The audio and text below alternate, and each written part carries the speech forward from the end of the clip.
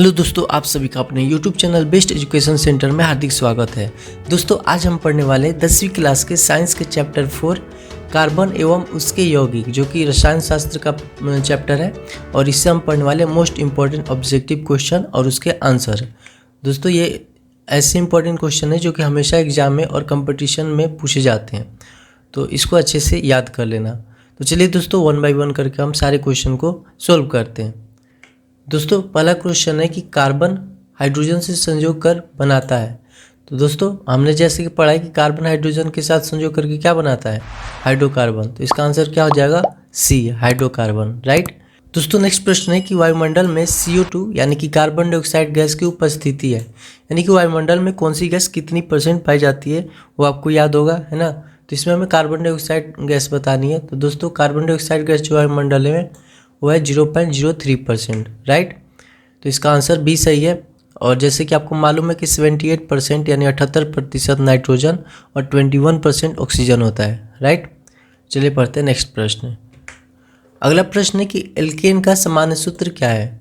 तो आपने इससे पहले जो वीडियो देखा होगा 4th चैप्टर से, जो सब्जेक्टिव क्वेश्चन थे, तो आपको जरूर याद होगा, मैंने बताया कि एल्केन का सामान्य सूत्र क्या होता है, CnH2n+2, राइट। तो इसका सही आंसर ये होगा। इसके अलावा अगर आपसे कोई पूछे कि एल्कीन का क्या होता है, तो आपको याद होगा क्या होता है, CnH2n। और एल्काइन का क्या होता है, CnH2n-2, राइट। तो इसमें दोस्तों इसका जो सही आंसर होगा क्या होगा, एल्केन का समान सूत्र CnH2n+2 होता है, राइट। तो इसका सही आंसर है। चलिए पढ़ते हैं नेक्स्ट प्रश्न। अगला प्रश्न आ गया दोस्तों कि एल्कीन का समान सूत्र क्या होता है। तो अभी जैसे मैंने बताया, एल्कीन का समान सूत्र क्या होता है, CnH2n, राइट। यानी कार्बन का एक परमाणु हाइड्रोजन के 2 परमाणु के साथ मिलकर एल्कीन ग्रुप के जितने भी यौगिक है वो निर्माण करता है, राइट। तो इसका सही आंसर है बी। नेक्स्ट प्रश्न है, एल्काइन का समान सूत्र क्या है। तो इसका क्या आंसर हो जाएगा, ऑप्शन सी, CnH2n-2, यानी कि कार्बन के परमाणु संख्या के डबल से भी 2 कम, राइट। तो इसको अच्छे से ध्यान रखना, ये ना कि सिर्फ इसका ऑब्जेक्टिव बल्कि सब्जेक्टिव में भी आ सकता है, राइट। चलिए पढ़ते हैं नेक्स्ट प्रश्न। नेक्स्ट प्रश्न है कि चीनी का रासायनिक सूत्र क्या है। चीनी, ठीक है, चीनी का रासायनिक सूत्र आपको बताना है। आपके पास ऑप्शन है CH3COOH, C12H22O11, C6H12O6 और CH3। तो इसका सही जवाब क्या होगा, जल्दी से बताओ दोस्तों। इसका सही जवाब होगा ऑप्शन बी, C12H22O11, ठीक है। तो इसका सही आंसर है ऑप्शन बी। ग्लूकोज का रासायनिक सूत्र क्या है, ग्लूकोज, ठीक है। तो देखो अभी हमने चीनी का पढ़ा है, C12H22O11 नहीं हो सकता, ठीक है, ये भी नहीं होगा। इसमें हमारा सही आंसर होगा C6H12O6, ठीक है। तो ये हमारा ग्लूकोज का रासायनिक सूत्र, आंसर ऑप्शन सी सही है, ठीक है। नेक्स्ट है कि कार्बोनिल समूह को निम्न में से किसके द्वारा सूचित किया जाता है, कार्बोनिल। इसमें ऑप्शन है आपके पास CHO, COOH, OH और CO। तो इसका सही जवाब क्या होगा दोस्तों, इसका सही जवाब है CO द्वारा, ठीक है। नेक्स्ट प्रश्न है, इथाइल अल्कोहल का अणु सूत्र क्या होता है, ठीक है। इथाइल अल्कोहल, ठीक है। इथाइल, देखो मिथाइल एक कार्बन परमाणु का होता है और इथाइल 2 कार्बन परमाणु का होता है, ठीक है। तो यहाँ पे 1 कार्बन परमाणु है तो ये नहीं होगा, यहाँ पे 3 है ये भी नहीं होगा, यहाँ पे 2 है ये हो सकता है, और यहाँ पर भी कार्बन 1 और 1 2 है ये भी हो सकता है। लेकिन देखो दोस्तों क्या है, अल्कोहल का क्या होता है सूत्र, आपको मालूम होगा, OH होता है ना। दोस्तों आपको मालूम होगा कि जो इथेन होता है उसमें एक हाइड्रोजन को विस्थापित करके अल्कोहल उसके स्थान लेता है। तो इस प्रकार से इथाइल अल्कोहल का निर्माण होता है, राइट। तो ये क्या हो गया, ऑप्शन सी इसका सही आंसर है, राइट। नेक्स्ट प्रश्न, निम्न में से कौन एरोमेटिक हाइड्रोकार्बन है। एरोमेटिक हाइड्रोकार्बन आपको बताना है, यह है हमारा मीथेन, ठीक है, C2H4, यानी कि ये क्या हो जाएगा, इथीन हो जाएगा। और ये C3H8 प्रोपेन होता है, और ये हमारा बेंजीन है। तो ये बेंजीन इसका सही आंसर है, ठीक है। ये एरोमेटिक हाइड्रोकार्बन है, तो इसका सही आंसर क्या हो जाएगा, D, C6H6, राइट। नेक्स्ट प्रश्न, निम्न में से किस हाइड्रोकार्बन के 3 आबंध होते हैं, ट्रिपल बॉन्ड होता है, ठीक है। Triple bond, single bond, double bond, triple bond, आप अच्छे से जानते हो। तो आपको ट्रिपल बॉन्ड बताना है किस में होता है। और आपको हिंट दे दूं कि ट्रिपल बॉन्ड किस में होता है, एल्काइन ग्रुप में, ठीक है। एल्केन में सिंगल, एल्कीन में डबल और एल्काइन में ट्रिपल। तो आप इसमें से ढूंढो एल्काइन ग्रुप कौन सा है। ये देखो मीथेन है, ये एल्केन ग्रुप है तो ये नहीं हो सकता। उसके बाद ये C3H8 ये भी एल्केन ग्रुप है ना, ये भी नहीं हो सकता। C2H4 ये एल्कीन ग्रुप है, ठीक है, एल्कीन ग्रुप है तो ये भी नहीं हो सकता, इसमें डबल बॉन्ड, इन दोनों में सिंगल बॉन्ड, इसमें डबल बॉन्ड, तो अब क्या हमारे पास ऑप्शन रह गया डी। तो इसका सही आंसर है, क्योंकि एल्काइन ग्रुप का सूत्र आपको मालूम होगा क्या होता है, CnH2n-2, तो यानी कि 3 का डबल में से भी 2 कम, तो 3 का डबल 6, 6 में से 2 कम हो गया तो कितना बचेगा 4। तो एल्काइन का ये हमारा यानी कि हाइड्रोकार्बन के 3 आबंध वाला जो है C3H4 है, तो इसका सही आंसर हो जाएगा ऑप्शन डी। नेक्स्ट प्रश्न है कि निम्न में से कौन युग्म समावयवी है, यानी कि एक समान अवयव है उनमें लेकिन उनके गुण अलग अलग होते हैं, तो उसी को समावयवी यौगिक कहते हैं ना। तो इसमें हमारे पास ऑप्शन है CH4 C2H4, ठीक है, यहाँ पे देखो 2 कार्बन हो गया तो ये समान नहीं हुआ। C2H6 यहाँ पे भी 2 कार्बन है और 6 कार्बन है तो ये भी समान नहीं हुआ। यहाँ पे C2H5OH और यहाँ पर देखो कार्बन 1 यहाँ पर 2 है यहाँ पर, और यहाँ पे कार्बन 1 और 1 2 हो गया। हाइड्रोजन 5 है, यहाँ पे हाइड्रोजन कितने हो गए 6 हो गए, सॉरी हाइड्रोजन यहाँ पे 5 और 1 6 है, और ऑक्सीजन यहाँ पर 1 हो गया, यानी ये हमारा सही आंसर है, ठीक है। इसमें जितने भी तत्व हैं उनके सभी परमाणुओं की संख्या क्या है, समान है, जबकि इसमें नहीं है, ठीक है, इसमें भी नहीं है और इस वाले में भी नहीं है, क्योंकि देखो यहाँ पर भी 1 कार्बन है और वहाँ पर 2 कार्बन है ना। हाइड्रोजन की संख्या भी समान नहीं है। समावयवी यौगिक वे होते हैं जिनमें 2 यौगिकों के बीच में क्या होता है, सूत्र तो लगभग समान होते हैं, यानी कि उनके परमाणु संख्या समान होती है, ठीक है, सभी तत्वों के, लेकिन उनके गुण अलग होते हैं, है ना। तो इस तरीके से इसका सही आंसर क्या हो जाएगा, ऑप्शन सी। नेक्स्ट प्रश्न है कि निम्न में से कौन एथेनॉल का क्रियाशील समूह है, एथेनॉल, ठीक है, एथेनॉल, जैसे हम प्रोपेनॉल ब्यूटेनॉल कहते हैं ना, तो देखो ये क्या है, अल्कोहल, ठीक है, याद होगा आपको। तो इसका क्या होगा, सही आंसर होगा, इसका सही आंसर क्या, option A, right. Next question है कि निम्न में से कौन सहसंयोगी यौगिक है, ठीक है, सहसंयोजन बंधन बनाने वाला, इसमें से कौन सा यौगिक है। दोस्तों हमारे पास ऑप्शन है मीथेन CH4, ठीक है, दूसरा ऑप्शन है NaCl यानी सोडियम क्लोराइड, तीसरा है सोडियम ऑक्साइड Na2O, और चौथा ऑप्शन है कैल्शियम क्लोराइड CaCl2। दोस्तों ये जो तीनों है ना, B, C और D, ये सहसंयोजी यौगिक नहीं है, ये आयनिक बंधन होता है, ठीक है। हमारे पास सहसंयोजी यौगिक कौन सा है, ए ऑप्शन है मीथेन CH4, राइट। तो इसका सही आंसर क्या हो जाएगा, ऑप्शन ए। नेक्स्ट प्रश्न है कि निम्न में से कौन एल्डिहाइड का क्रियाशील समूह है, एल्डिहाइड, ठीक है। दोस्तों ये तो अल्कोहल का ग्रुप है, ये नहीं होगा, है ना। ये कीटोन का ग्रुप है, ये भी नहीं होगा। ये कार्बोक्सिलिक एसिड का है तो ये भी नहीं होगा, यानी हमारे पास कौन सा ऑप्शन बच गया, CH4, तो 20 का सही आंसर है, ठीक है। एल्डिहाइड का जो क्रियाशील समूह होता है उसका जो संरचनात्मक सूत्र में जो योग होता है वो क्या होता है, CHO का होता है, राइट। तो इसका क्या होगा, 20 सही आंसर होगा, CHO, ठीक है। नेक्स्ट प्रश्न है कि निम्न में से कौन कार्बोक्सिलिक एसिड का क्रियाशील समूह है। अभी मैंने बताया ये है कार्बोक्सिलिक, है ना, ये अल्कोहल का है, ये कीटोन का है, और ये अभी जो हमने पढ़ा उसका था। तो यहाँ पर डी ऑप्शन है COOH जो कि कार्बोक्सिलिक एसिड का है, ठीक है। CHO किसका होता है, एल्डिहाइड का। इसका सही आंसर क्या होगा दोस्तों, ऑप्शन डी। आई होप आपको समझ में आ रहा होगा और आसानी से याद हो रहा होगा अगर आपने इनसे पिछले जो वीडियोज़ हैं सब्जेक्टिव के, जो इस चैप्टर से इंपॉर्टेंट क्वेश्चन मैंने कराया था तो याद होगा, तो ये आसानी से कर पा रहे होगे, राइट। और अगर आपने नहीं देखा होगा तो डिस्क्रिप्शन में दिए हुए लिंक पर आसानी से जाकर देख सकते हैं, ठीक है। चलिए पढ़ते हैं नेक्स्ट प्रश्न, इसका सही आंसर क्या होगा, डी।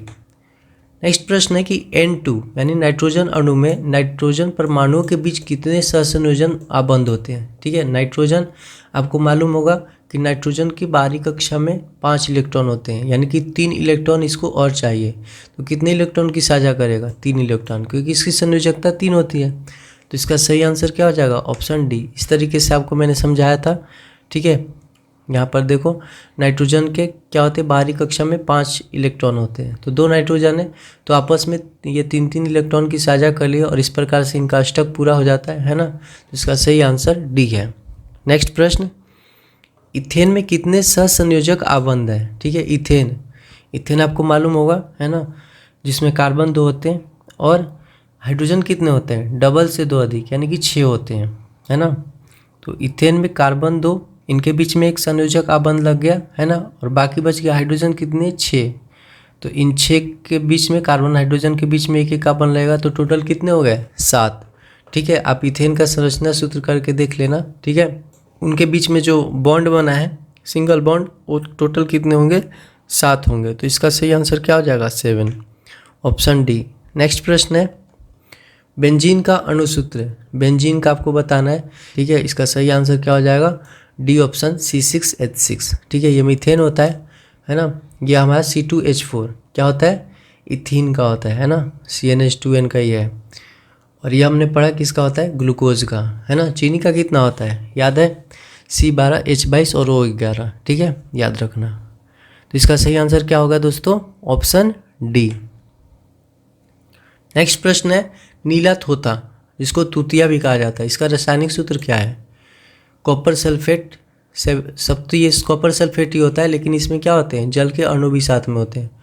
तो पहला ऑप्शन है CuSO4 7H2O, दूसरा ऑप्शन है CuSO4 4H2O, तीसरा ऑप्शन है CuSO4 10H2O और लास्ट ऑप्शन है CuSO4 5H2O।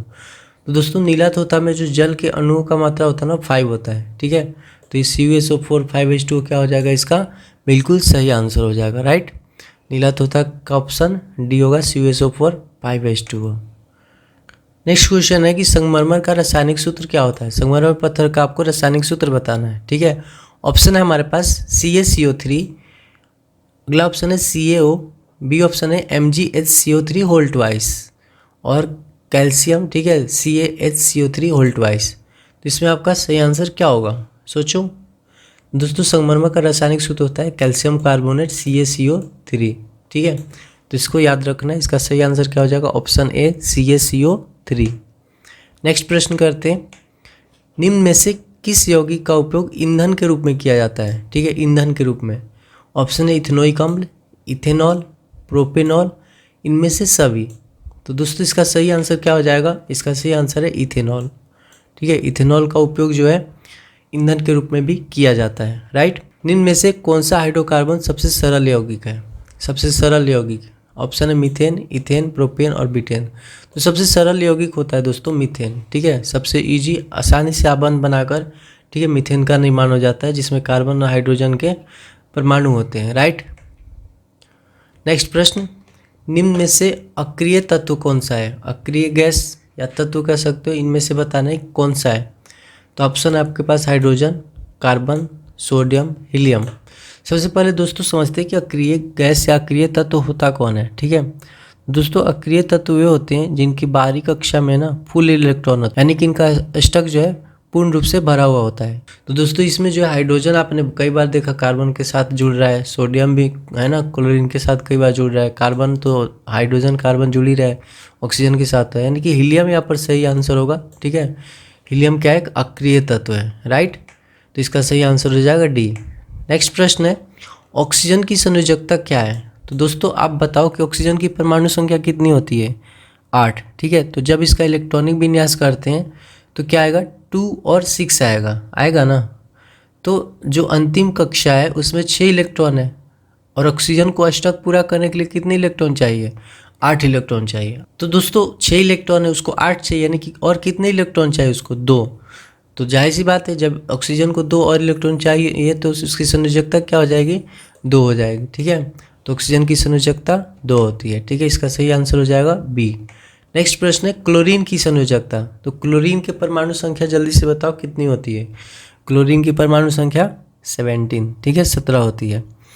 और जब इसको इलेक्ट्रॉनिक विन्यास करेंगे तो क्या होगा, 2, 8 और 7, है ना। पहली कक्षा में 2, दूसरी कक्षा में 8 और तीसरी कक्षा में 7 इलेक्ट्रॉन होते हैं। तो अष्टक पूरा करने के लिए 8 चाहिए, तो जो बाहरी कक्षा है 7, यानी कि 8 पूरा करने के लिए और इलेक्ट्रॉन 1 चाहिए ना उसको। तो इस तरीके से उसकी संयोजकता क्या हो जाएगी, 1 हो जाएगी। माइनस में संयोजकता नहीं होता है, ठीक है, ये ध्यान रखना। तो इसका सही आंसर ऑप्शन ए हो जाएगा। नेक्स्ट प्रश्न है कि निम्न में कौन एक हाइड्रोकार्बन है, ठीक है। आपको हाइड्रोकार्बन बताना है और हाइड्रोकार्बन आपको अच्छे से मालूम है कि हाइड्रोजन और कार्बन से बने यौगिक को हम क्या कहते हैं, हाइड्रोकार्बन। इसमें हाइड्रोजन तो है लेकिन कार्बन नहीं है, ये गलत है।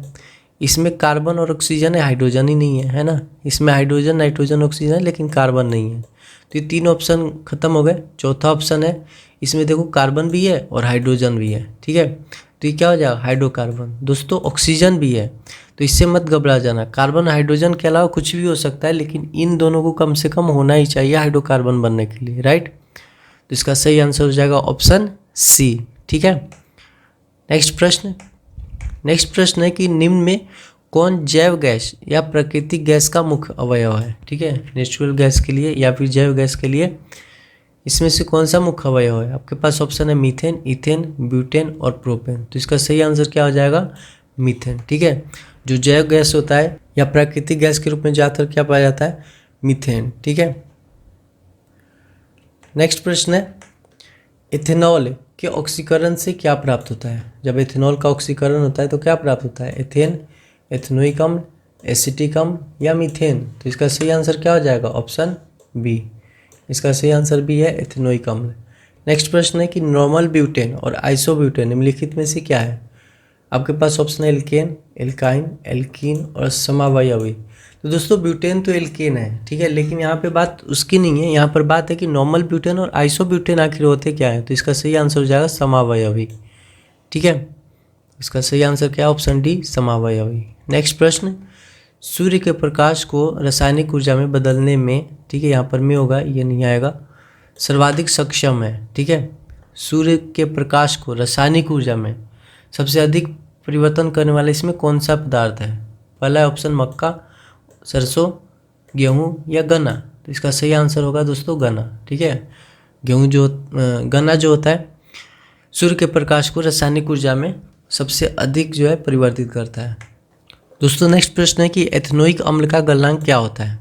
आपको एथेनोइक अम्ल का गलनांक बताना है, ठीक है, क्वथनांक नहीं।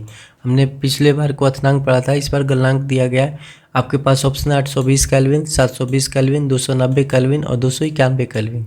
तो आपको ध्यान होगा कि मैंने एथेनोइक अम्ल का क्वथनांक बताया था, तो कितना होता है 391। तो गलनांक 100 कम कर दो, है ना, कितना हो जाएगा 291 केल्विन अप्रॉक्स में होता है, ठीक है। तो इसका सही आंसर क्या हो जाएगा ऑप्शन डी।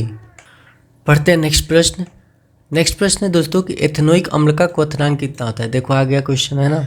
तो आपके पास ऑप्शन, अभी देखो हमने क्या कहा था, गलनांक कितना था 291, तो क्वथनांक कितना हो जाएगा 391। तो इसका सही आंसर 391 होगा।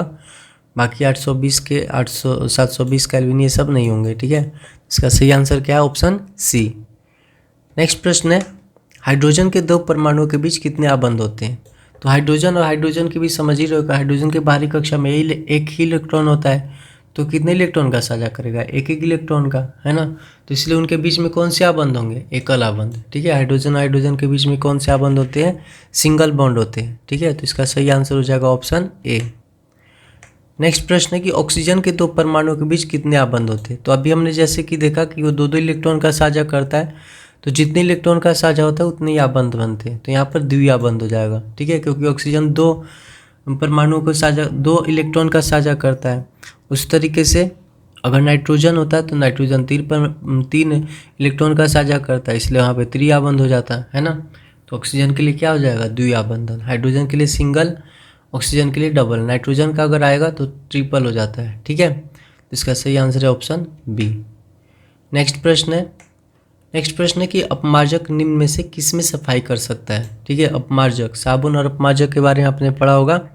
तो अपमार्जक निम्न में से किस में सफाई कर सकता है। ऑप्शन है कठोर जल में, मृदु जल में, दोनों में या इनमें से कोई नहीं। दोस्तों अपमार्जक एक ऐसा पदार्थ है जो कि आपका कठोर जल में भी और मृदु जल में भी कपड़ों की सफाई कर सकता है, ठीक है। इसका सही आंसर हो जाएगा ऑप्शन सी।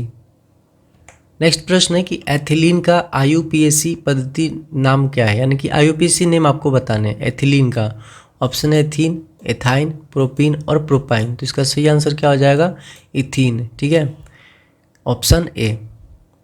नेक्स्ट प्रश्न है क्लोरोफॉर्म का IUPAC नाम बताने हैं, ठीक है। इसमें ऑप्शन है ट्राइक्लोरोमीथेन, टेट्राक्लोरोमीथेन, ट्राइक्लोरोइथेन और हेक्साक्लोरोइथेन। तो दोस्तों इसका सही आंसर क्या है ट्राइक्लोरोमीथेन,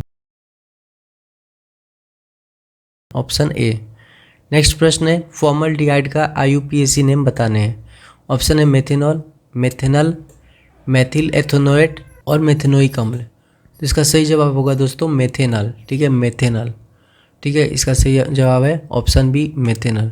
तो दोस्तों ये हमारा आज का अंतिम प्रश्न था और इस चैप्टर के लिए मोस्ट इंपॉर्टेंट क्वेश्चन जो है यही हैं जिसमें से हमेशा प्रश्न पूछे जाते हैं। तो इसको अच्छे से 1-2 बार रिपीट करके याद कर लेना। दोस्तों आज के लिए इतना ही, फिर मिलते हैं हम नेक्स्ट वीडियो में एक नए चैप्टर के साथ। तब तक के लिए बाय बाय दोस्तों, जय हिंद।